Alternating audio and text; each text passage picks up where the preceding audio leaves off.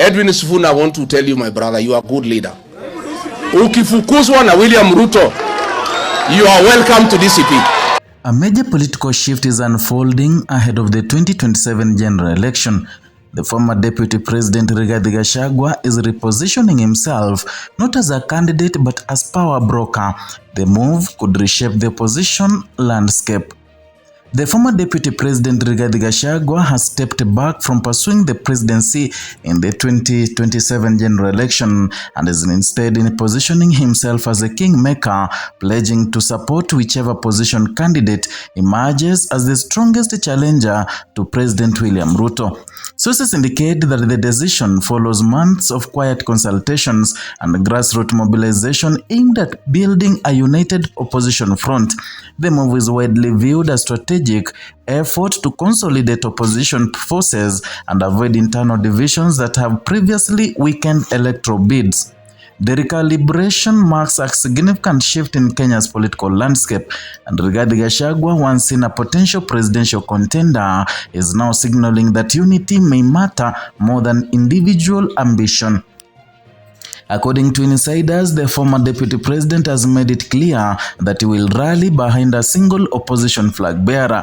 That candidate suggests will be one best placed to challenge the incumbent in the 2027 elections. This decision comes against the backdrop of widening rift between Gashagua and the current administration, and since his fallout with the President William Ruto, Gashagua has maintained a visible presence across the country.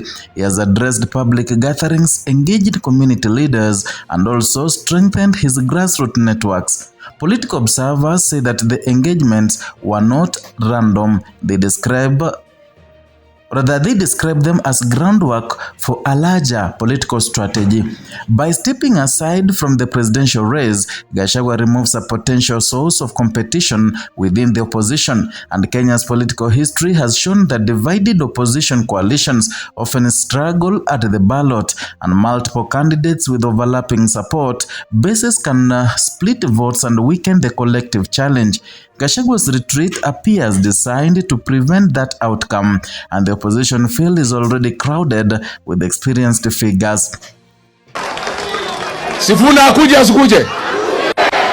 Sifuna is a great senator in Nairobi, and I have no problem with the DCP supporting Sifuna to be the senator of Nairobi.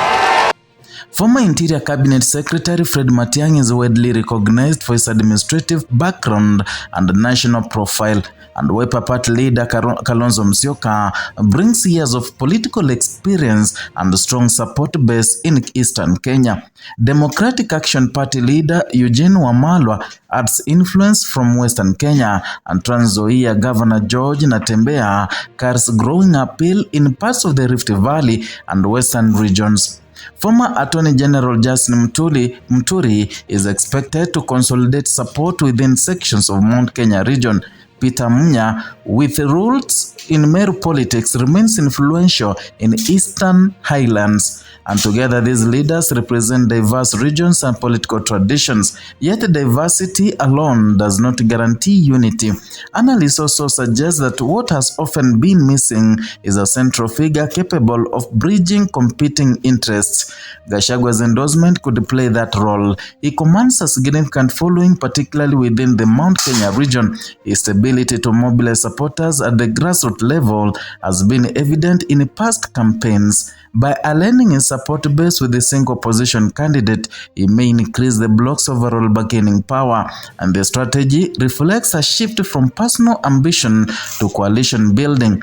Instead of leading the ticket, Gashagua appears to be focusing on shaping the ticket. Sources familiar with the consultations indicate that discussions have centered on identifying a candidate who can command national appeal while maintaining regional balance.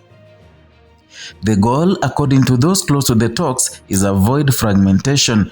President William Ruto's political machinery remains formidable. He has a well-established network across multiple counties. His campaign structures have previously demonstrated strong organization and messaging. Any attempt to challenge that machinery will require coordination and discipline.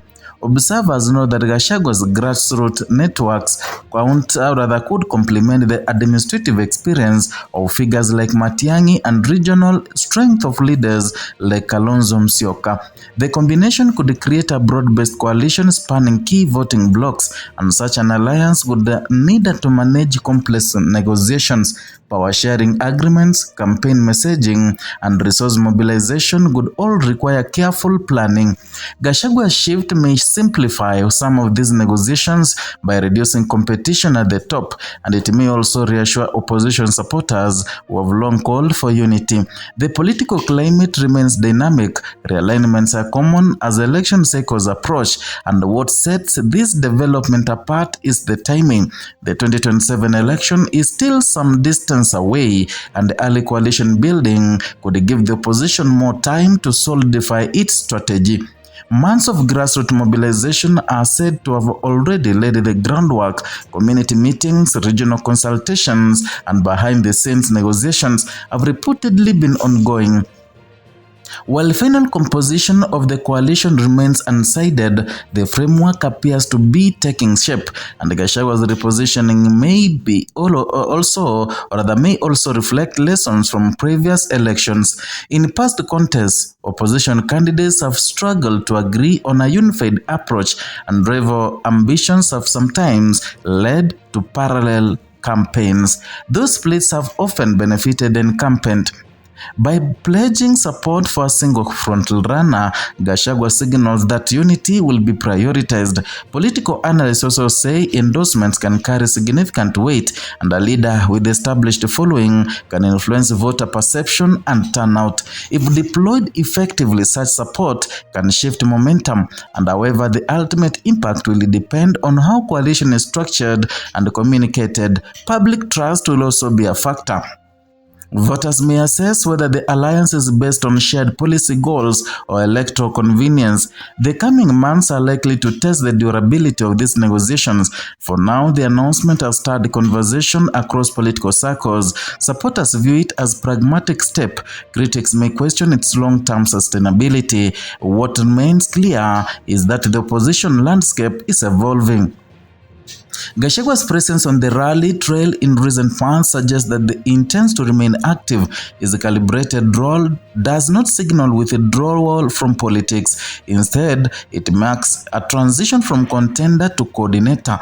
That shift could redefine alliances. It could also alter campaign dynamics in key regions. The Mount Kenya vote, in particular, has historically been decisive. Gashagua's influence there could shape coalition calculations. At the national level, a unified opposition would aim to present itself as a credible alternative. That would require coherent messaging and coordinated outreach. The groundwork reportedly underway may determine whether the coalition becomes more than a temporary arrangement. As Kenya moves closer to 2027 elections, the political temperature is expected to rise.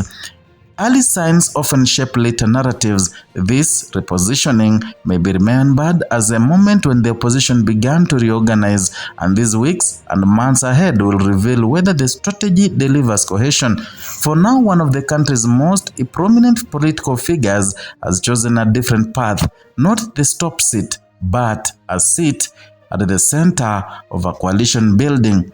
With the 2027 election still on the horizon, the battle lines are already shifting, and Kenya's evolving political chessboard, the move to become kingmaker may prove just as decisive as the quest to be the king. That is all from the alternative government or the united opposition. Kindly, if you are new here, consider subscribing as a way of motivating us and also helping this platform to grow.